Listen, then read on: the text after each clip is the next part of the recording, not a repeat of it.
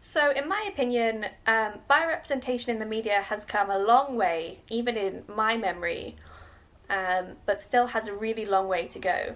So, for example, even 5, 6 years ago, it was considered very taboo to even say bisexual on TV. The example I always use is Piper from Orange is the New Black, who in the first season is shown very much to be behaviorally bisexual.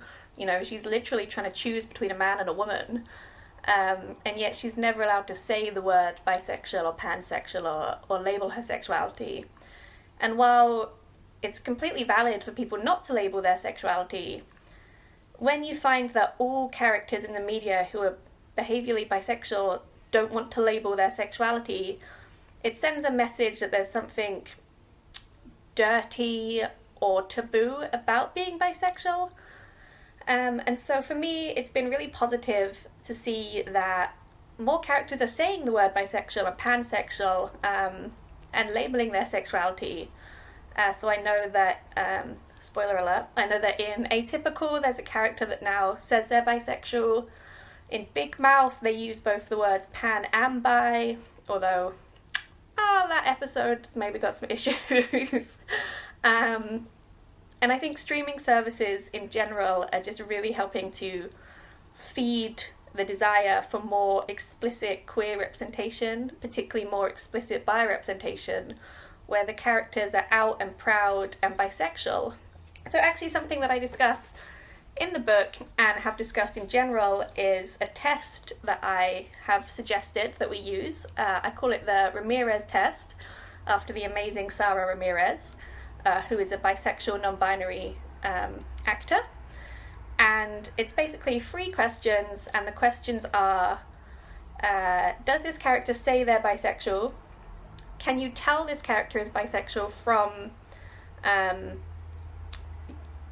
media that they're in? So as well as saying it, is it kind of shown as well, rather than just doing like a J.K. Rowling and saying after the fact? And is their bisexuality written off as a joke or a character flaw? Because often you'll find that characters' bisexuality is shown, but it's shown as it's just kind of laughed off. So, for example, Elliot from Scrubs is shown from being attracted to women as well as men, but it's always written as a joke. So I'm not sure if I would count that as good bisexual representation. So yeah, I'm starting to see more and more characters passing this test and moving on to each step, which is really, really positive, because you can't be what you don't see. And if young people aren't seeing characters and seeing people be openly and proudly bisexual, it makes it a lot harder for them to label and describe their experiences.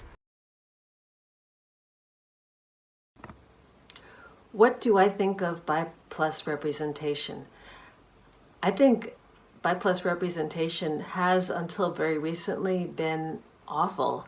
There have been few books, films, television shows that have represented bi plus people in a positive and affirming way, and for whom bisexuality is actually portrayed as a stable identity. The word bisexual itself has rarely been used, and that is starting to change. I'm very excited about a new wave of literature that has started to represent bi plus people in much more complex and nuanced ways.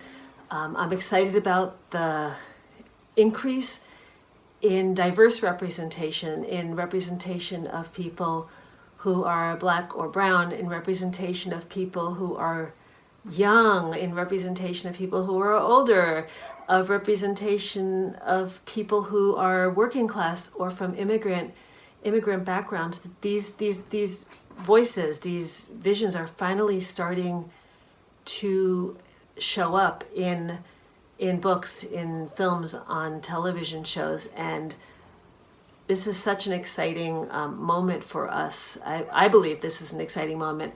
I also need to say that we are nowhere near as well represented as we should be. We have a long way to go, but I think there are a lot of smart, thoughtful people out there trying to make that happen. So I feel much more hopeful than I ever have.